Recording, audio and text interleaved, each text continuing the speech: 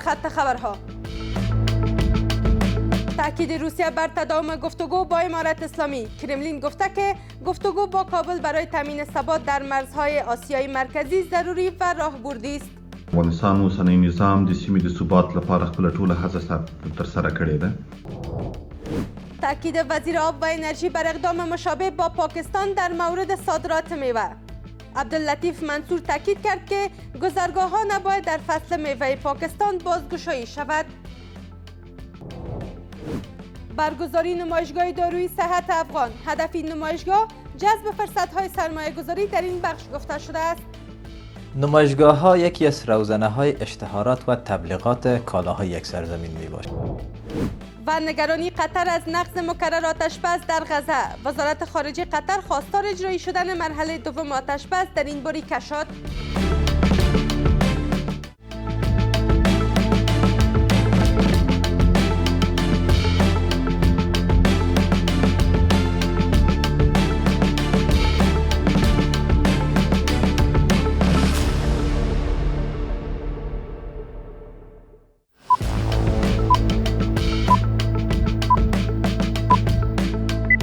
سلام و وقت شما بخیر. به مجموعه خبر این ساعت از میز خبر خوش آمدید. امروز چهارشنبه 12 قوس 1404 هجری خورشیدی است که برابر می شود با 3 دسامبر 2025 میلادی. مشروع خبرها.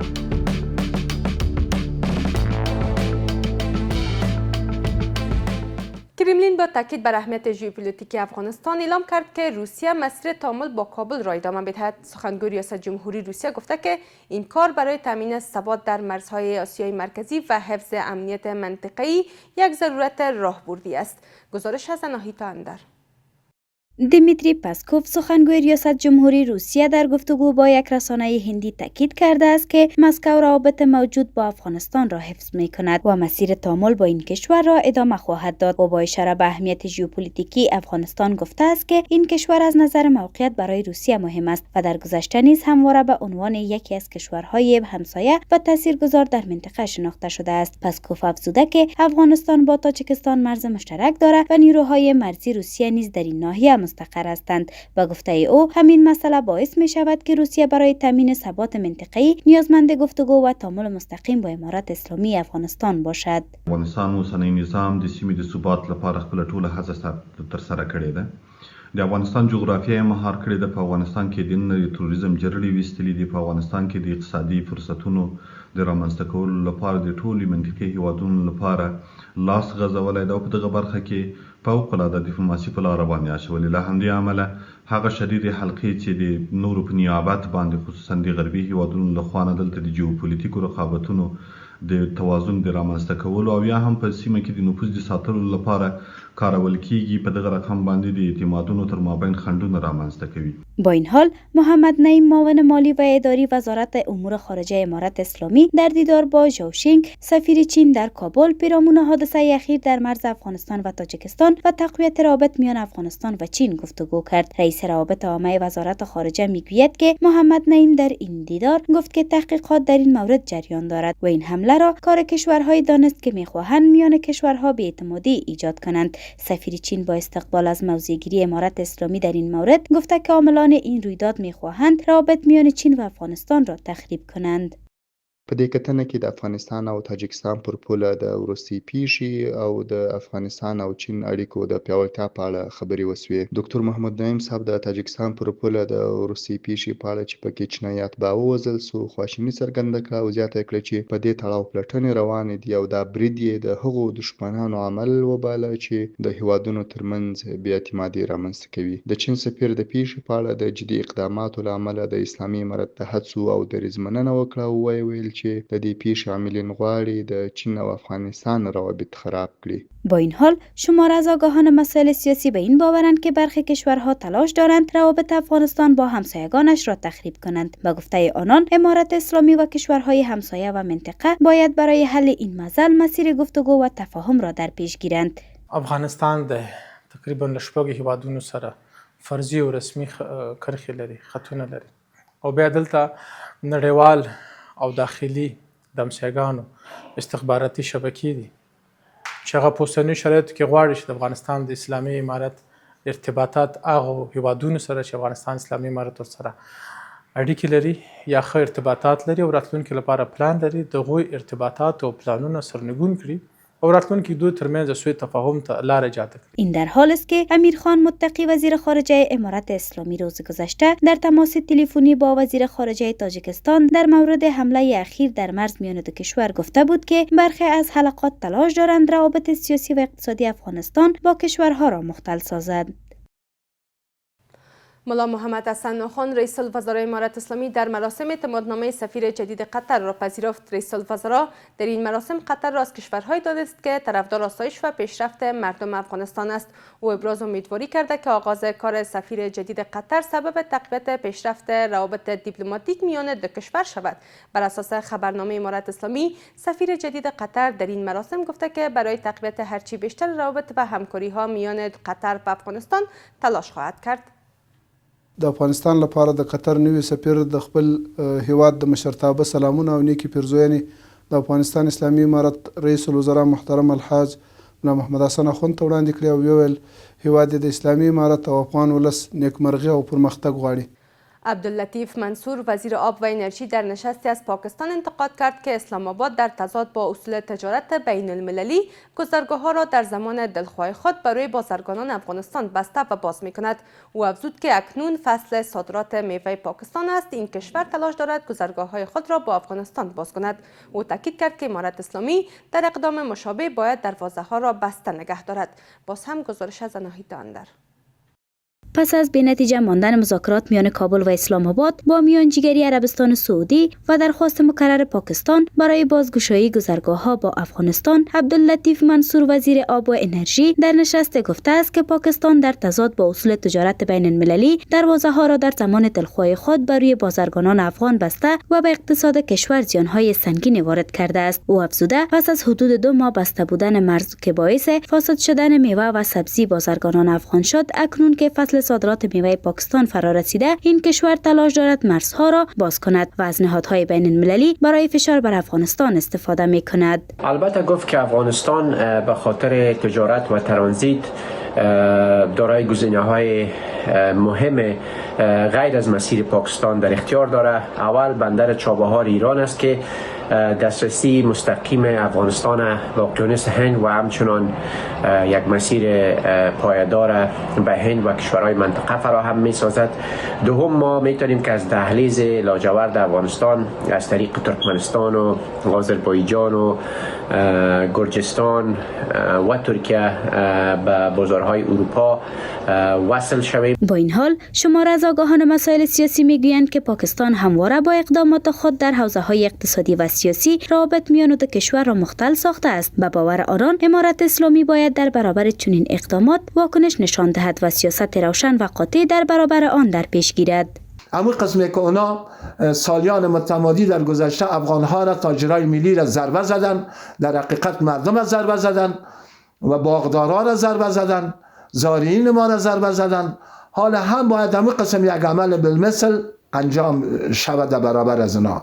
به خاطر از اینکه خصلت زمامداران پنجابی پاکستان همیست که باید روند اقتصادی افغانستان و تاجرای ملی افغانستان اونا ضربه بزنن. در کل مسئله اقتصاد و تجارت آدم نباید سیاسی بسازه. دو طرف مرز کسانی که زندگی میکنند حدود 600-700 هزار نفر یا بیشتر در دو طرف مرز زندگی میکنه یا همه سالان متمادی یک زندگی مسالمت آمیز، یک زندگی خوب داشتن که اینمی مرز است که به خاطر واردات صادرات یا حمل و نقل یا را تغذیه میکنه. اگه واقعا این مرز بند میشه، روزی 800-700 هزار نفر تقریبا 7-8 نفر روزیش در حقیقت بسته میشه. این در حال است که 2 روز پیش نشست با میانجیگری ریاض میان افغانستان و پاکستان برگزار شد که گفته می شود دو طرف بر موازی دیرینه خود پافشاری کردند و نشانه ای از توافق دیده نشده است. اخیراً وزیر خارجه پاکستان اعلام کرد که سازمان ملل از این کشور خواسته که گذرگاه‌های خود برای افغانستان را بازگشایی کند. پس از قطع واردات دارو از پاکستان، نمایشگاه دارویی صحت افغان روز گذشته در کابل با حضور 40 شرکت تولید کننده داروی ایران گشایش یافت. مسئولان میگویند که این نمایشگاه به هدف معرفی محصولات صحی افغانستان و جذب فرصت‌های سرمایه‌گذاری در این بخش برگزار شده است.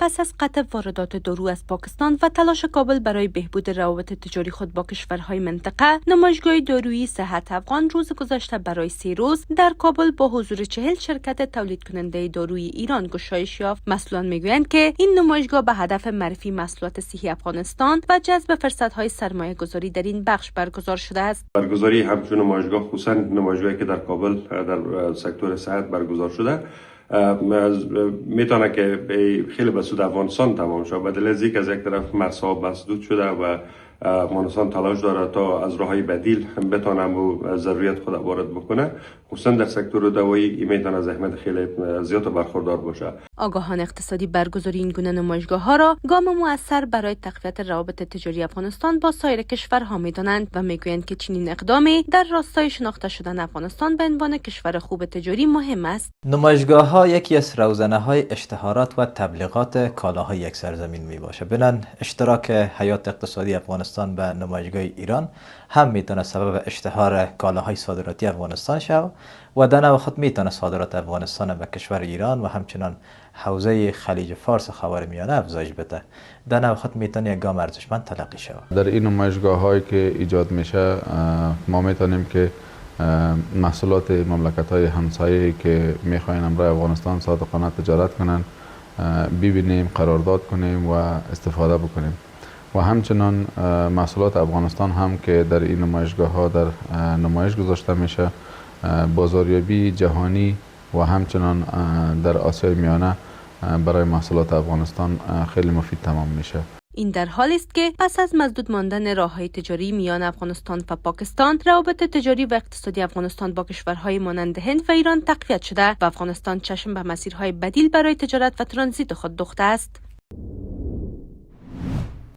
و در خارج از کشور، وزارت خارجه قطر با نگرانی از نقض مکرر آتشبس از سوی اسرائیل در غزه خواستار اجرایی شدن مرحله دوم آتشبس در این باریکه شد. سخنگوی این وزارت تاکید کرده که لازم است برای تقویت این توافق و آغاز مرحله دوم آن تلاش‌های صورت گیرد.